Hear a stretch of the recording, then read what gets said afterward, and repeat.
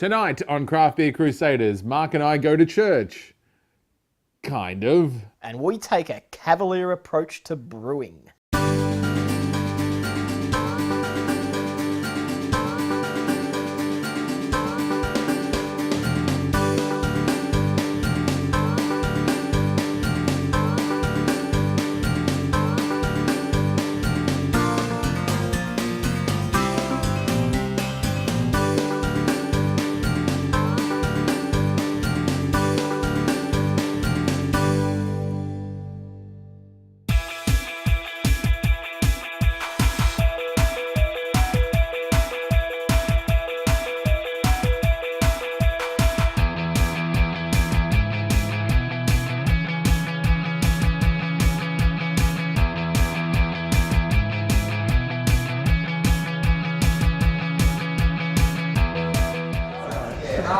Hi Renata, how are you going? Nice to see you again. Nice to meet you. This is Dan, otherwise known Nice to meet you, Dan.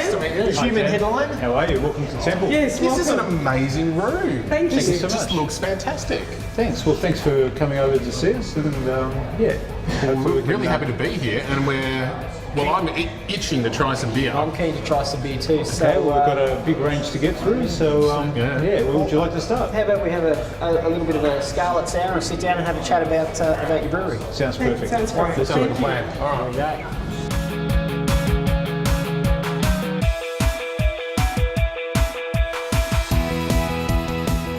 Just curious to know where the name Temple comes from.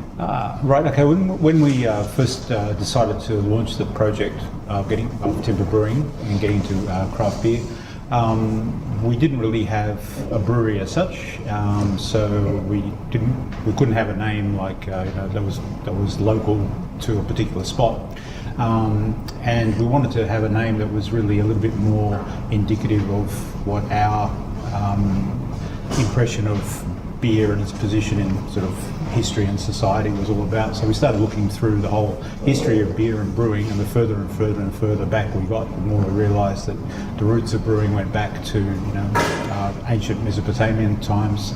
And in those times, beer was brewed as part of a religious ritual and was often consumed in the temple. So that's where the word temple kind of jumped out at us, and thank goodness it wasn't registered anywhere in the world, which was a bit of a coup, I suppose.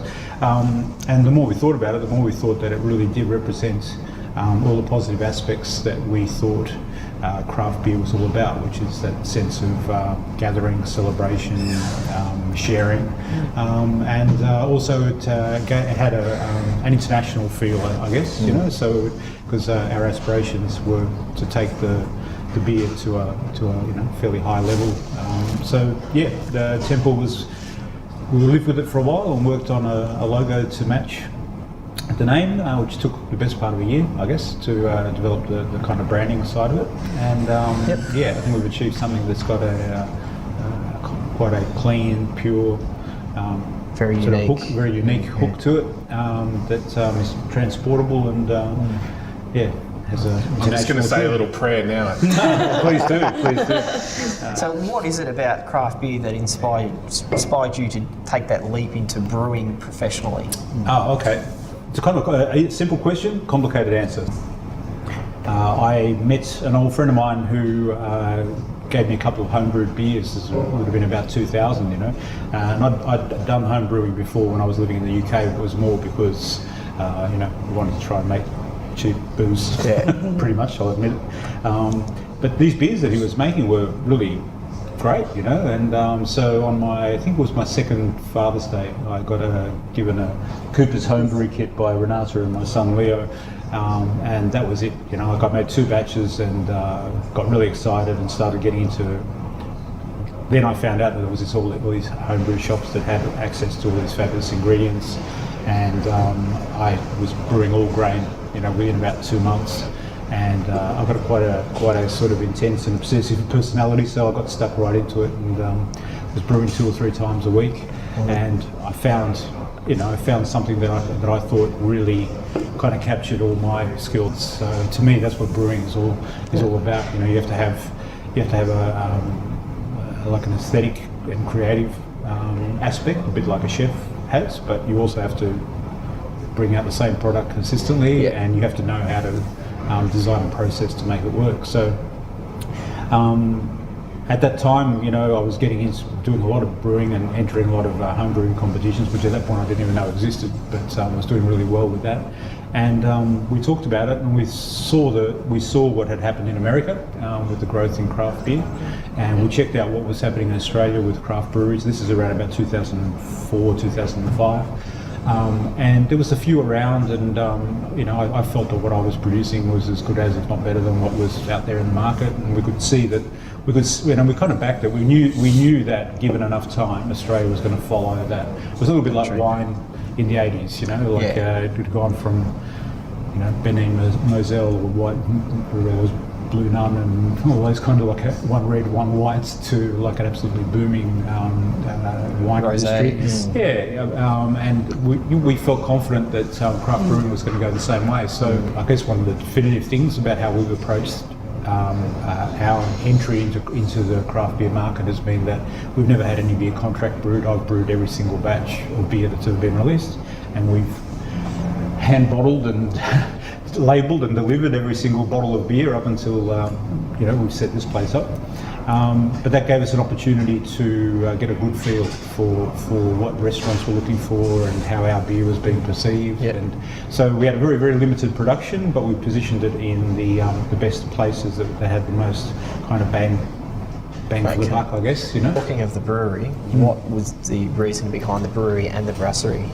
Oh, right. Well, because it's kind of almost relates back to how we came up with the history of the name. You know, like the more we looked into, the more we actually did that research, the more we realised that beer has played an integral part in society from day one. You know, so it made sense. In fact, you know. It's attributed as being the start of civilization in a lot of ways, because the nomads stopped to grow crops, and the barley that they used was used to make beer before it was used to make bread. So beer actually was one of the first kind of staple food products that was ever made. So beer's played an absolutely essential part in the history of mankind. And I guess what we don't appreciate or realise so much, because in our lifetime and in our parents' lifetime and whatever, beer's been kind of brewed more by accountants than it has been by brewers. And we wanted to go back. We wanted to have that aspect of beer being part of life. So we tried to make this part of it as a modern interpretation of a classic brasserie, which is a place where you can come and have a beer whenever we're open. You can come and have beer and a nice, good, honest meal, you know. And that's the way we run the brasserie as well. It also enables us to try some new beers out over the bar, which is always a fun thing to do. So it's kind of a bit of a market research project as well. Speaking of new beers, yes. This one, Scarlet Sour. The one we're having now, Scarlet Sour. Released in summer of 2012. Yeah, this was. I'm really, really proud and excited about this beer.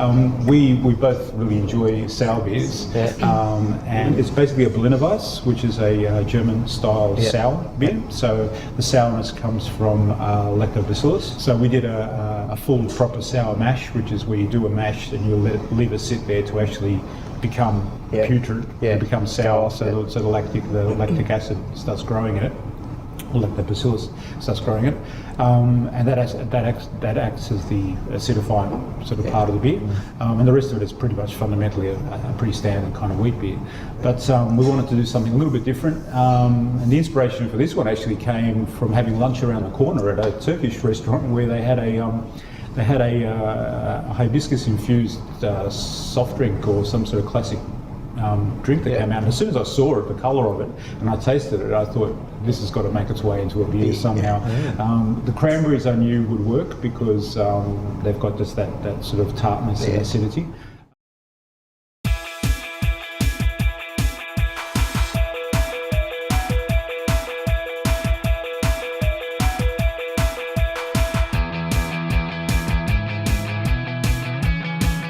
After chatting with Ron about the brewery, we decided to tuck into a temple burger and beer pairing. So apparently we've died and gone to beer and burger heaven. Look at that. Looks delicious.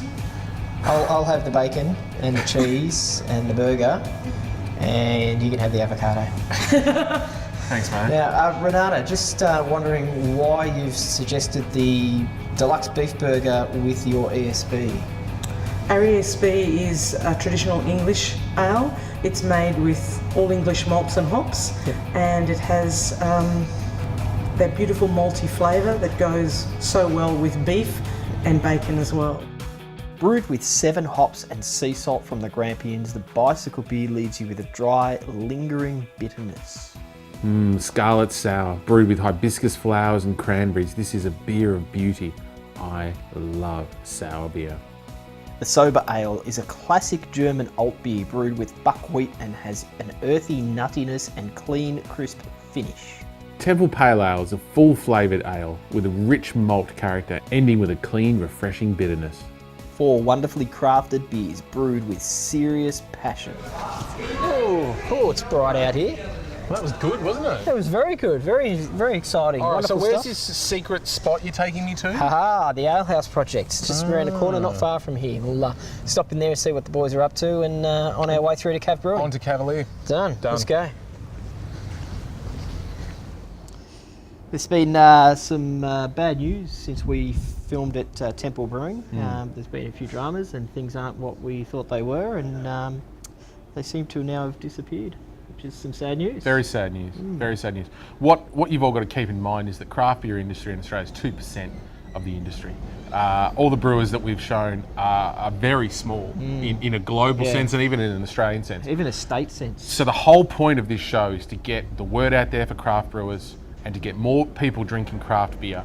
Otherwise, this could happen to more of the brewers that you've seen in this show.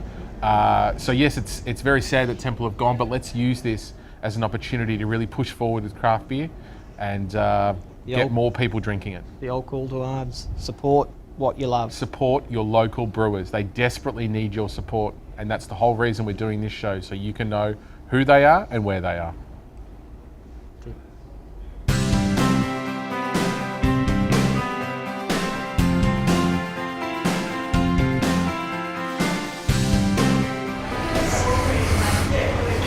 Afternoon, Andrew. Howdy, howdy. Nice to meet you. How you doing? Nice to meet you. I'm just wondering if we could grab a beer and maybe sit down outside and have a chat. What you guys are all, find out what you guys are all about. No worries.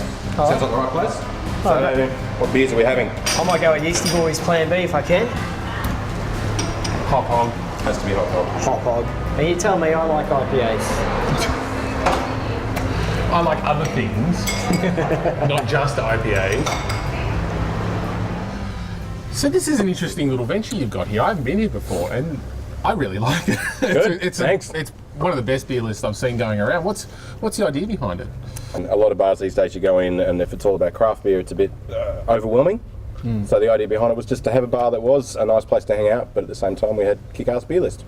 Well, you've certainly done that. Thanks. And the whole keg system, how it works, they're constantly changing over. So every time you come in, you're going to have something new, really. Yeah, so we only get one keg, and many different things from around the place. And when it goes, we are literally, it takes us 5 minutes, put some water through the line, and then new beer goes straight back on. So on a Friday and Saturday night, you'll see the list constantly changing. Gee, so it's constant. Well, The ever-evolving beer list. that's what you want, isn't it? Yeah.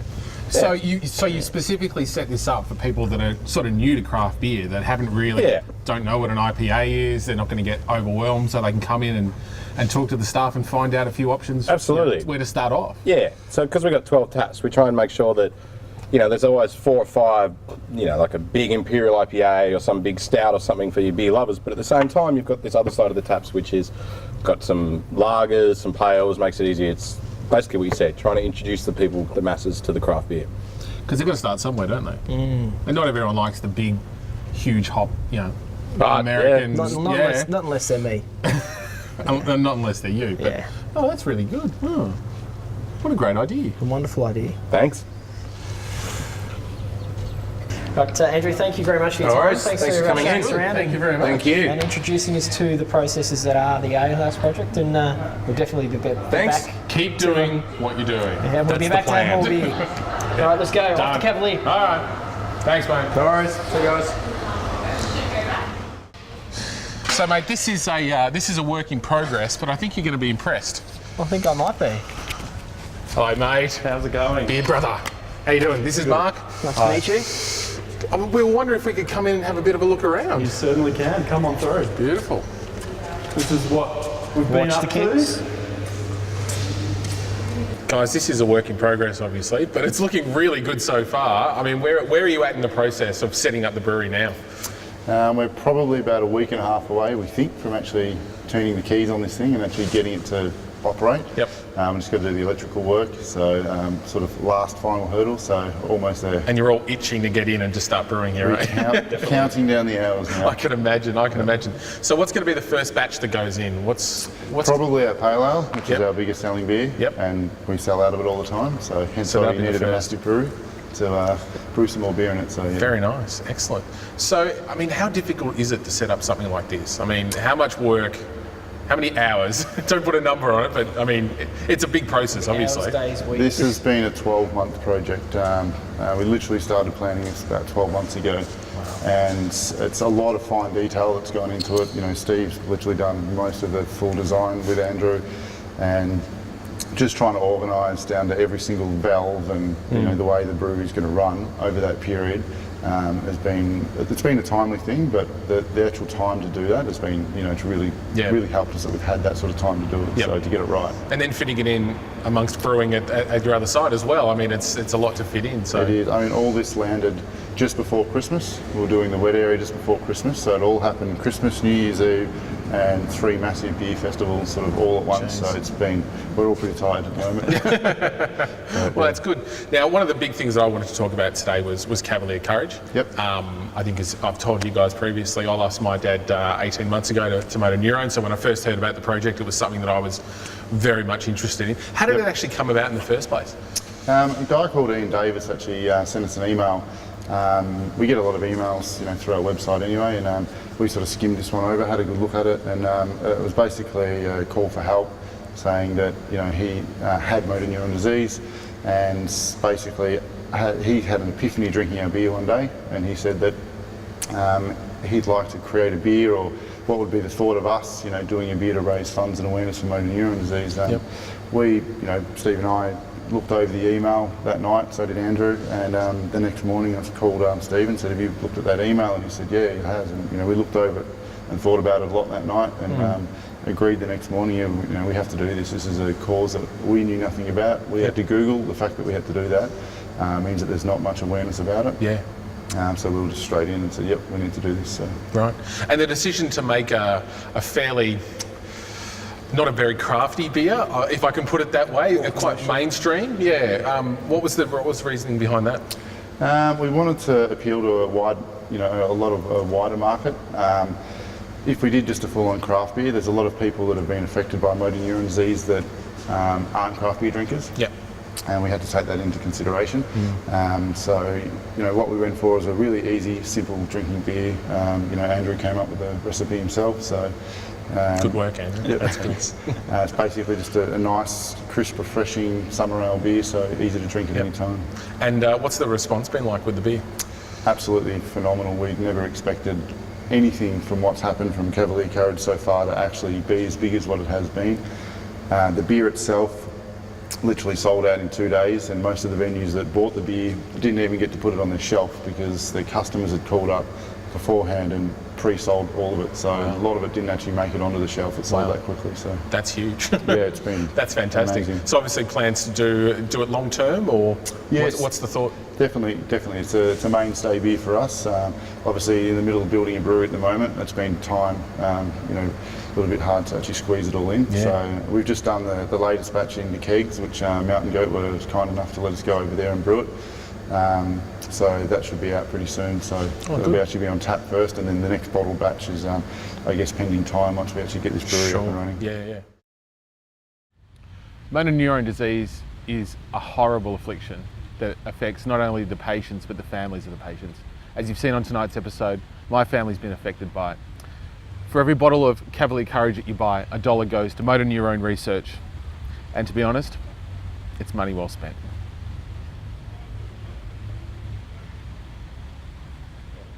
So you've built a brewery, you've done what you've wanted to do. What's next for you guys? I mean, you've done one of the most successful beers the last couple of years. What's the next big thing? What's your plan?